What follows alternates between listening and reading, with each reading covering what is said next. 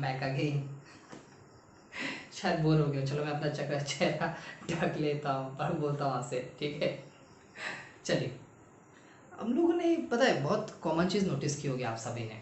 क्या है वो चीज़ कि कभी कभी बच्चे घर में आके बोलते हैं कि मम्मी मुझे ना अच्छा नहीं लगता स्कूल जाना, टीचर का बिहेवियर ठीक नहीं है, या मम्मी मुझे आपके इन रिलेटिव से मिलना नहीं है, या फिर पापा आपके इन रिलेटिव से मिलना नहीं है बिकॉज उनका मुझे बिहेवियर कुछ ठीक नहीं लगता है।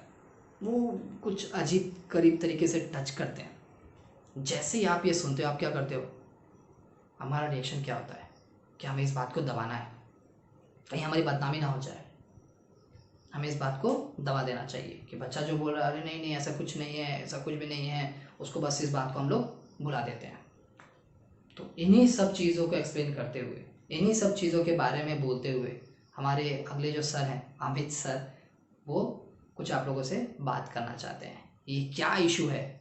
What is this burning issue? Why is this like a pandemic to our life? कि हम लोगों ने आज तक इसके बारे में कभी कुछ जिक्र नहीं किया है। क्या वो चीज़ है जिससे हम सबको बचने की बहुत ज़्यादा ज़रूरत है? आइए सुनते हैं। हेलो एवरीवन, कैसे हैं आप सब लोग? आशा करता हूँ आप सभी लोग ठीक हैं। जैसे कि आप सभी लोग जानते हैं कि आज का जो समय है वो हम सभी के लिए बहुत नाजुक स्थिति बनी हुई है इस समय में, क्योंकि कोरोना जो है वो चरम पे है। कोरोना तो हम सभी को पता ही होगा, जैसे कि ये आजकल हम सभी सुन रहे हैं, ये हमारे लाइफ का एक अटूट अंग बन चुका है, जिससे कि हम लोग जितना चाहें पीछा छुड़ा लें लेकिन हमारे पीछे ही है, ठीक है। तो जब तक इसका कोई इलाज नहीं आ जाता, हमारी सेफ्टी हमारे हाथ में है। अब सेफ्टी कैसे हो सकती है कि हम लोग जब भी कभी बाहर जाएं हमेशा हमें हैंड सैनिटाइज़र यूज़ करना चाहिए। हमेशा हमारे हाथ साफ़ होने चाहिए, हमें अपने हाथों को साफ़ रखना चाहिए। जब भी हम किसी से बात करें, जब भी हम बाहर कहीं जाएं, हमें हमेशा मास्क का इस्तेमाल करना चाहिए। हमेशा जब भी हम कभी किसी सामाजिक प्लेसेस, सामाजिक स्थानों में जाते हैं, पब्लिक प्लेसेस में जाते हैं, हमेशा हमें सामाजिक दूरी बनाए रख के बात करनी चाहिए किसी के साथ। दैट इज़ सोशल डिस्टेंसिंग, जिसको हम लोग बोलते हैं। ये कोरोना हमारे जीवन का एक अटूट अंग है, ठीक है। तो जब तक इसका इलाज नहीं आता, हमें ही अपनी रक्षा खुद करनी है। चलिए, तो आज का जो ये वर्कशॉप है उसको स्टार्ट करते हुए मैं पहले अपना इंट्रोडक्शन दे देता हूँ। मेरा नाम अमित है और मैं आइरिस इंग्लिश स्कूल का टीचर हूँ, अध्यापक हूँ। तो आज मैं आप सबके साथ एक बहुत ही ज़रूरी चीज़ें शेयर करना चाहता हूँ। सबसे पहला चीज़ जो है बाल शोषण। नाम में वजन लगता है, दैट इज़ बाल शोषण, ठीक है। बाल शोषण एक्चुअली है क्या? आज तक कभी किसी स्कूल में, कभी किसी के घर में, किसी के दोस्तों ने इस सब चीज़ के बारे में कभी भी डिस्कस नहीं किया है। कभी कोई करता ही नहीं है, सब शर्म करते हैं कि अरे ये चीज़ हम लोग बताएंगे कैसा लगेगा, ठीक है। लेकिन ये बहुत ज़्यादा ज़रूरी चीज़ें हैं जो कि आज सभी को पता होनी चाहिए। एक्चुअली बाल शोषण जो है ये सभी देशों में है, लेकिन कोई देश इसका इतना जिक्र कभी भी नहीं करता।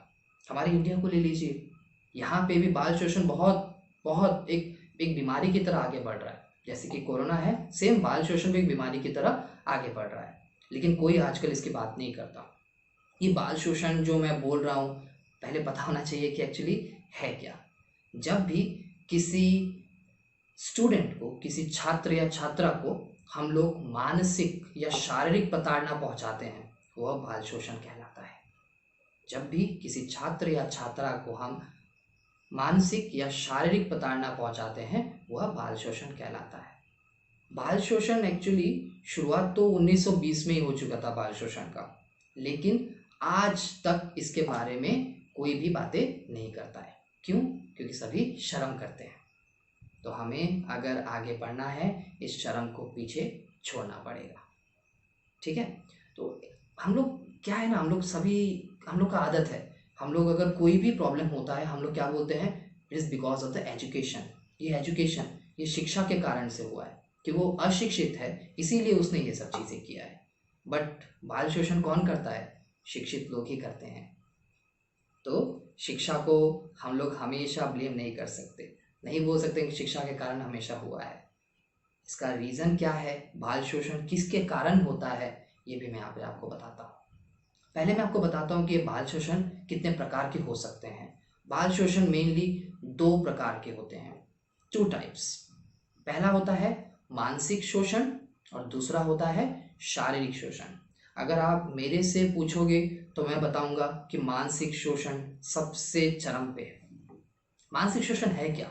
जब भी किसी हम लोग छात्र या छात्रा को मानसिक तरीके से कुछ ठेस पहुंचाते हैं, मानसिक प्रताड़ना देते हैं, मानसिक प्रताड़नाएं पहुंचाते हैं। अब ये मानसिक प्रताड़नाएं में क्या आती हैं कि हम लोगों ने किसी को डांट दिया, किसी स्टूडेंट को हमने डांट दिया, किसी से कुछ ऐसी बातें बोली कि उसको सुन के वो डिप्रेशन में चला जाए, उसको वो बातें चुभ जाए उस स्टूडेंट को, जिससे वो कभी बाहर उभर ही ना पाए। ये सभी मानसिक प्रताड़नाएं के अंदर आती हैं। अभी सोचिए, हम लोग जब बच्चे थे, जब मैं भी बच्चा था, कि हम लोग को भी स्कूल में बहुत टीचर्स डांटते थे, बहुत मारते भी थे, डांटते भी थे, इतना डांटते थे, इतना अगर मैं बोलूँ कि बेइज्जत करते थे।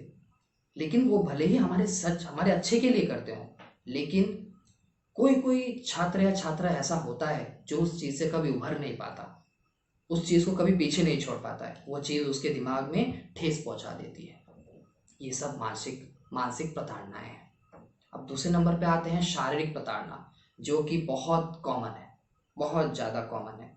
शारीरिक प्रताड़नाएं क्या होती हैं? जब भी हम किसी छात्र या छात्रा को किसी अनचाहे ढंग से छूते हैं, टच करते हैं, जो कि उसको बिल्कुल पसंद ना हो, ये सब शारीरिक प्रताड़नाएं आती हैं। अब शारीरिक प्रताड़नाएं में मारना पीटना भी उसमें ही आता है।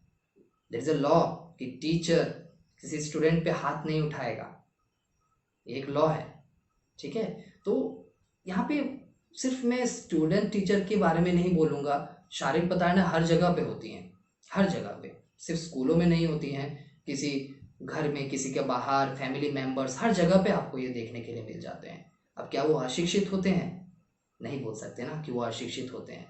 तो शारीरिक प्रताड़ना भी बहुत ज़्यादा खराब होते हैं हमारे समाज के लिए।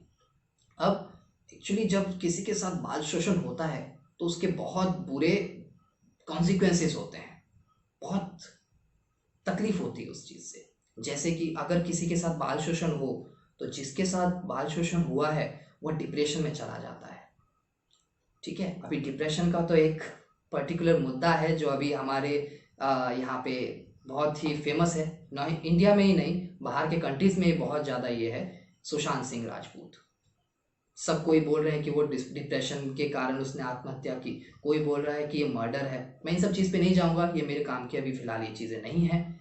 लेकिन डिप्रेशन एक इंसान को मजबूर कर सकता है कुछ भी करने के लिए। तो ये डिप्रेशन बाल शोषण से भी हो सकता है। दूसरी चीज़, जिसके साथ बाल शोषण होता है, हम लोग देखते हैं कि वो बच्चा या बच्ची हमेशा गुम रहता है, चुप रहता है, किसी से इतनी बातें नहीं करेगा, हमेशा अपने में ही खोया रहता है, इंट्रोवर्ट जिसको हम लोग बोलते हैं, इंट्रोवर्ट बन जाता है। जिसके साथ ये बाल शोषण होता है वही समझता है कि इसकी तकलीफ़ें क्या होती हैं, ठीक है। तो बाल शोषण को हमें रोकना बहुत ज़रूरी है। अब इसके उपाय क्या हो सकते हैं, क्या वह तरीके हो सकते हैं? जब मैं अगर बोल रहा हूँ कि ये इतना ही खराब है तो वो क्या उपाय हो सकते हैं जिसको मैं अपना सकता हूँ, जिससे कि ये बाल शोषण रुक सकता है?